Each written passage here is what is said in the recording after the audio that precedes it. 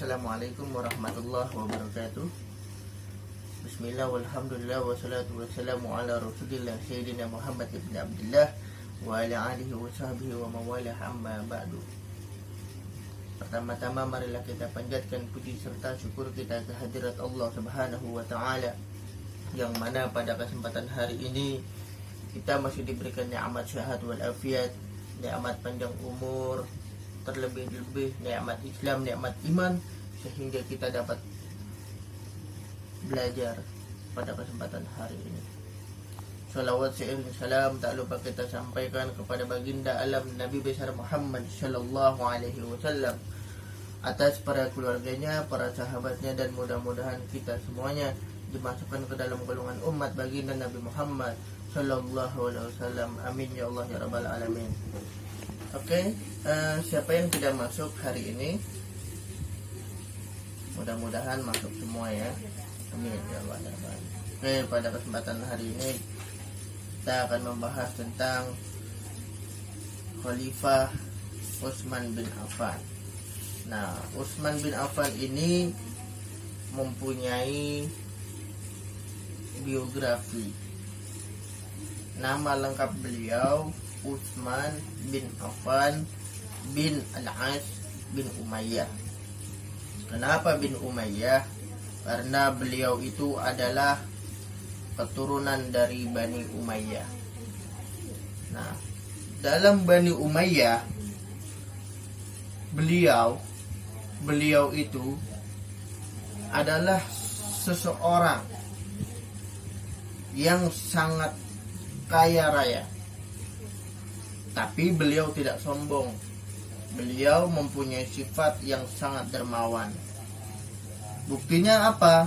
Ketika beliau menjadi seorang khalifah di suatu daerah yang beliau pimpin, itu rakyatnya sedang dilanda dengan musim kemarau yang panjang. Lalu beliau membagikan apa? Membagikan sedikit hartanya untuk diberikan kepada rakyatnya yang sedang kelaparan, karena daerah tersebut sedang dilanda dengan kekeringan. Baik, kita akan melihat secara sesama video yang akan saya tayangkan.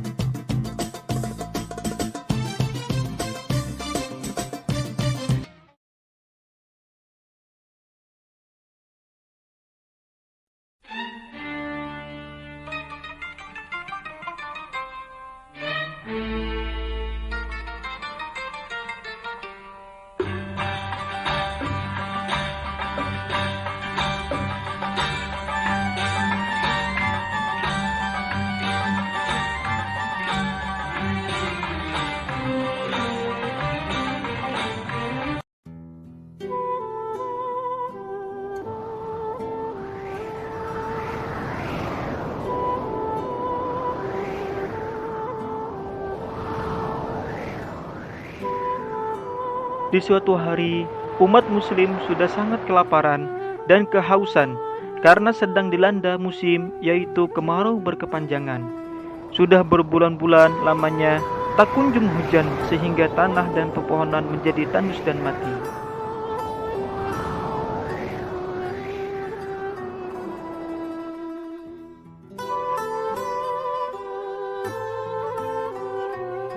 Mendengar berita bahwa umat muslim sedang dilanda musibah kekeringan dan kelaparan, Sayyidina Utsman bin Affan radhiyallahu anhu mengirimkan 100 ekor unta beserta perbekalan makanan dan selimut untuk umat muslim.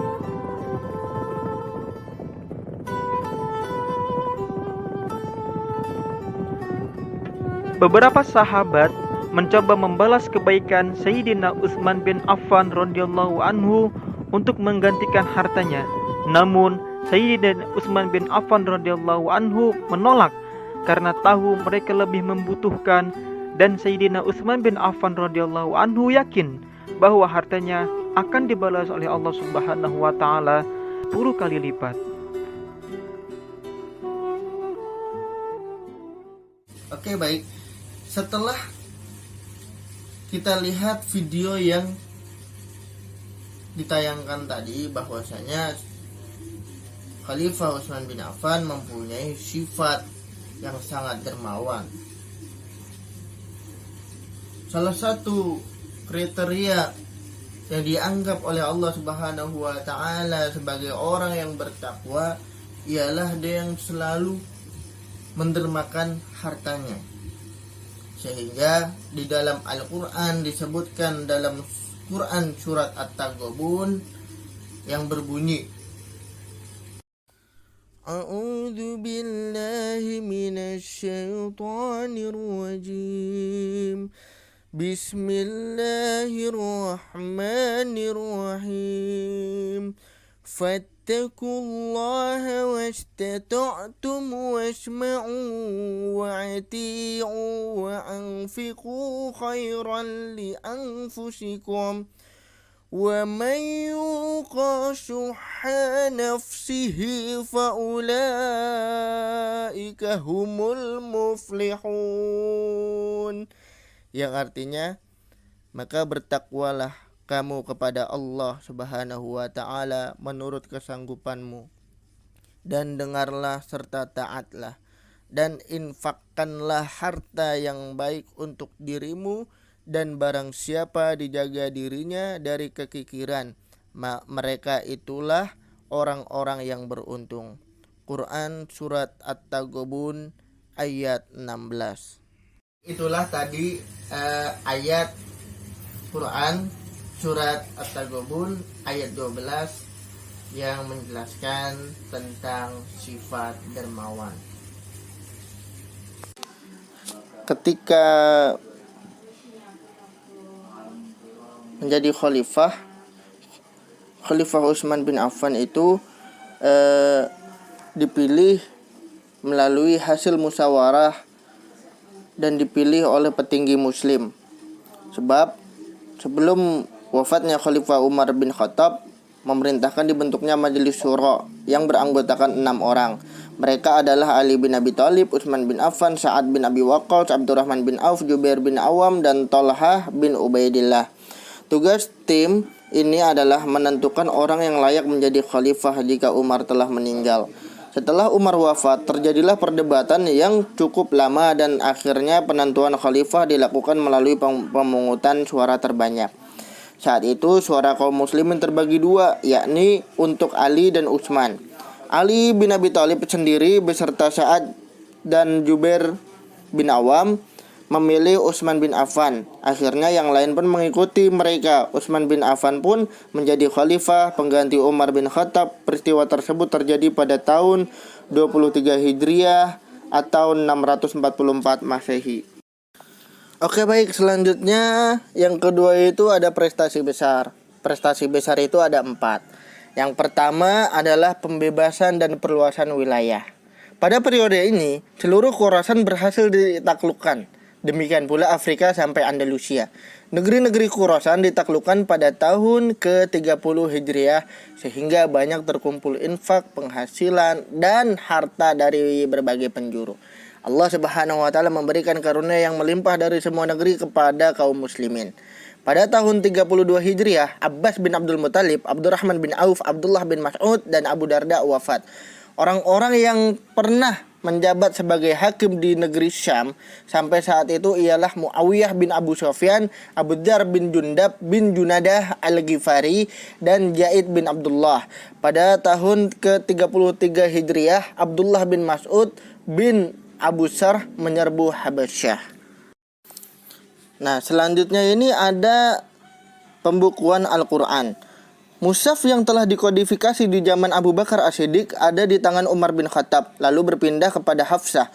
Umar kemudian diminta oleh Khalifah Utsman bin Affan. Beliau membentuk tim yang terdiri dari Zaid bin Sabit sebagai ketua, Abdullah bin Jubair, Sa'ad bin As, dan Abdurrahman bin Haris. Tim tersebut diberi tugas untuk menyalin naskah yang asli dengan dialek Quraisy dan menyeragamkan susunan surah-surah. Setelah selesai, naskah yang asli dikembalikan kepada Hafsah dan salinannya dikirim ke beberapa wilayah yang telah dikuasai. Untuk naskah-naskah yang sebelumnya terdapat perbedaan dalam cara membacanya. Khalifah Utsman memerintahkan agar dibakar sehingga pelafalan bacaan Al-Quran menjadi seragam. Karya besarnya yang sangat bermanfaat bagi umat Islam ini yang dikenal Mushaf Utsmani. Yang ketiga itu ada perluasan Masjidil Haram dan Masjid Nabawi. Khalifah Utsman bin Affan adalah khalifah kali pertama yang melakukan perluasan masjid di Al-Haram, yaitu di Mekah, dan Masjid Nabawi yang berada di Madinah, karena semakin ramai umat Islam yang menjalankan ibadah haji. Pada tahun 26 Hijriah, Khalifah Utsman bin Affan melakukan perluasan Masjidil Haram dengan membeli sejumlah tempat dari para pemiliknya, lalu disatukan dengan masjid. Tahun 29 Hijriah, negeri-negeri lain berhasil ditaklukkan. Pada tahun ini, Utsman bin Affan memperluas Masjid Madinah dan membangunnya dengan batu-batu berukir. Ia pun membuat tiangnya dari batu dan atapnya dari kayu. Selanjutnya itu ada membangun armada laut. Jatuhnya Iskandariyah dan penghancuran Mesir oleh Bizantium atau tentara Romawi tahun 25 Hijriah menyadarkan kaum muslimin akan kelemahan kekuatan tentara Islam jika diserang dari laut. Hal tersebut mendorong Muawiyah bin Abu Sufyan untuk membangun armada laut yang kuat. Dengan persetujuan Khalifah Utsman bin Affan, maka kapal-kapal perang untuk armada laut Islam. Sejak itulah pasukan muslim memiliki armada laut yang cukup kuat. Yang terakhir adalah wafatnya Khalifah Utsman bin Affan. Nah, ketika Khalifah Utsman bin Affan menjabat sebagai khalifah, Utsman banyak mengganti gubernur wilayah yang tidak cocok dan kurang cakap, dan menggantikannya dengan orang-orang yang lebih kredibel dari kalangan kerabatnya. Namun, beberapa pejabat yang diberikan kepercayaan tersebut tidak menjalankan tugas dengan baik sesuai syariat agama dan perintah khalifah. Sebagai contoh, ketika Utsman meminta laporan keuangan daerah kepada Amr bin As selaku gubernur Mesir, laporan tersebut dinilai timpang dan gubernur dianggap gagal melakukan tugasnya. Karena kegagalannya, ia diganti oleh Abdullah bin Sa'ad bin Abu As-Syarah. Kegagalan beberapa pejabat yang diangkat Utsman ini dimanfaatkan oleh Abdullah bin Saba, seorang Yahudi, untuk memberontak kepada khalifah. Ia pergi ke berbagai pelosok Arab dan menyebarluaskan isu negatif atas khalifah dan berhasil mengajak beberapa orang untuk pergi ke Madinah mendatangi khalifah. Setelah sampai di Madinah, para pemberontak itu mengajukan beberapa tuntutan kepada Khalifah Utsman bin Affan. Namun tuntutan itu ditolak. Para pemberontak mengepung rumah khalifah. Setelah berhasil masuk ke dalam rumah Khalifah Utsman bin Affan, pada saat itulah mereka membunuh khalifah yang sedang membaca Al-Quran.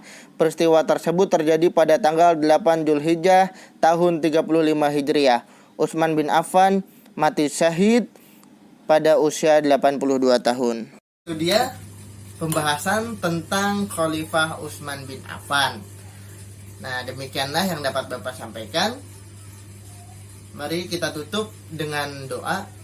Bismillahirrahmanirrahim. Allahumma anfa'na bima 'allamtana wa 'allimna ma yanfa'una. Subhanakallahumma wa bihamdika asyhadu an la ilaha illa anta astaghfiruka wa atubu ilaik. Kurang lebihnya mohon maaf. Bila hidayah. Wassalamualaikum warahmatullahi wabarakatuh.